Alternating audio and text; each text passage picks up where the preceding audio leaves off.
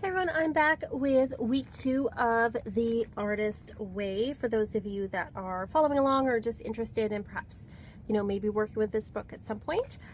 So week 2, which was last week, is recovering a sense of identity. So recovering a sense of who you are as a creative person. So the first part of it is titled Going Sane. And it's saying how when we start to pull back focus and start to invest in our lives, other people may not always like us because they want us to stay the same. And she kind of likens it to when somebody gets sober, if they've been, drinking or doing drugs or whatever. Sometimes their friends around them don't like it because they don't want them to change, and they might be invested in them staying the way they are. And so sometimes when we go through a creative recovery or we start investing more time in our creativity, there may be people around us who don't like it, especially if people are blocked creatively themselves. And when you start doing this, you start to notice who cheers you on and who kind of steps back and says you're different or you've changed. And that's usually a big clue as to who, obviously your supporters are and who maybe isn't so good for you. And then that goes into the next part, which talks about poisonous playmates, which talks about how when we're changing, some of those people that are blocked as well may not like that we're doing creative things with ourselves. They may be jealous, or they may try to, get us to go back to the way that we were from before. And there's a very extreme part of that called crazy making. I think we've all known crazy makers in our lives. Crazy makers are people where all the focus has to be on them. Always a lot of drama going on around them. And they can use different methods to kind of pull your energy in. They're kind of psychic vampires. They suck in energy. They always have some drama. When you need to focus on something, they'll suddenly have a drama. You need to show up somewhere on time with them, they'll be late, but they'll blame you for it. People that gaslight you. If you don't know what gaslighting is, look it up. It's based on a movie from the 20s or 30s, I think, about a husband who makes his wife think she's crazy. And basically, that's what gaslighting is, where people will do something, and then when you confront them about it, they'll say that's not the way it happened. They'll deny it, or they'll try to make it sound like you caused it, or that you're crazy and that didn't happen that way. They'll deny their behavior, they'll excuse their behavior, and these people are really poisonous if you are a creative person, because they're sucking the creative life out of you. And they're definitely people you need to either cut off contact with or reduce, because sometimes people are in our lives, they might be family members that we can't always totally cut off, but we can always, kind of reduce our contact with them. Now, luckily, I can honestly say I don't really have crazy makers in my life at this point. I have had crazy makers in my life, definitely, in the past. People that have done, gaslighting, or trying to make it seem like you're crazy, or trying to, put your creativity down so that the spotlight can shine on them. I've also worked with people like that too, creatively, who, promise one thing, never deliver, and there's always so much drama around them all the time. But it kind of shows that they actually are really blocked creatively themselves. They're probably people with a lot of creativity, but instead of putting it into things like, actual drama on the stage, or writing, or other creative endeavors, they put all that energy into creating a lot of whirlwind and drama around them in their lives. And basically what this talks about is how you recognizing that behavior and then not engaging in it, so that you don't get the energy sucked out of you. So I think it's a really good chapter, because it kind of gets you to realize, like, who's safe to be around creatively, who's encouraging of you, and who isn't in your lives. So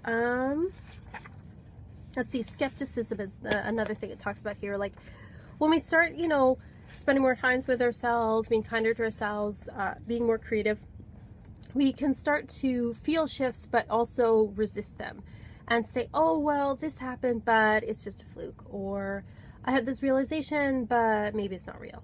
And we start to second guess ourselves, but that's kind of part of the process of opening up. And we don't have to give up all our beliefs, but we just have to open a little crack to possibility in our lives.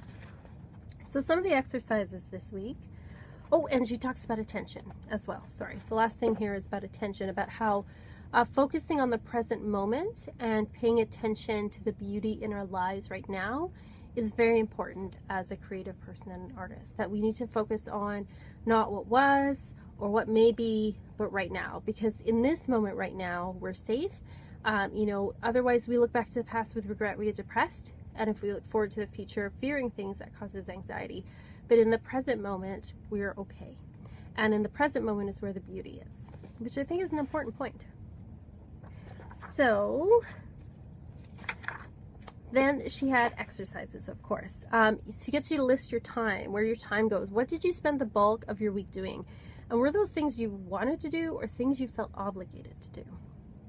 And then she gets you to make a list of 20 things you enjoy doing. And when was the last time you did them? Because often we don't allow ourselves to do the things that we actually enjoy. And then she asks you to make a couple of those things a goal for the week. And then affirmations as well, working with those. And life pie, drawing a circle. The circle includes 6 pie pieces, including spirituality, exercise, play, work, friends, and romance and adventure. And then you have to kind of show how fulfilling those things are in your life and look where you're lopsided. And right now I would say I'm pretty lopsided when it comes to play and to satisfying work. I am good with exercise, romance is good, friends are good, but I need to have more time for fun, I think. Just have more time to have fun and be creative, and also finding work that's satisfying. Now, I have a regular day job, and it's fine. It's nothing wrong with it, but I would love to do something more creative, more fulfilling. And so it shows that those are 2 areas that I really need to work on, you know?